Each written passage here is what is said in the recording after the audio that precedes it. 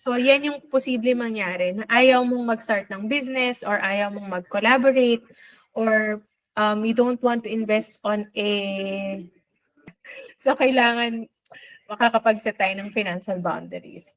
So, who is actually running the show? Yung money belief na money doesn't grow on trees.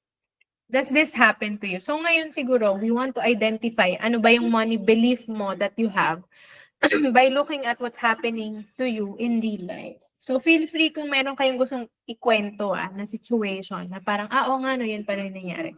So, money doesn't grow on trees. You hesitate to invest in a course or business fearing you'll never earn it back. Nangyari ba yan sa inyo? So, yan yung posible mangyari na ayaw mong mag-start ng business or ayaw mong mag-collaborate or you don't want to invest on a training camp, for example, next weekend. Kasi natatakot ka na mawawala na yung pera na yun. Kasi hindi nga madali kitain yung pera. Yan yung tinuro sa'yo na belief. Second is, I'm just not good with money.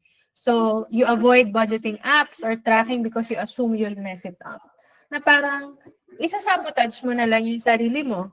Kasi, or minsan kahit sa grocery, instead na bumili ka ng quality, bibili ka ng mura. Ayan, tama.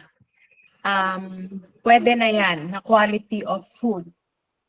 Hindi natin naiintindihan na parang, hindi natin naiintindihan before, na parang pag bumili ka ng mas mura, in the end, detrimental siya for your health, mas mapagastos ka dahil pa-hospital or whatever it is, di ba?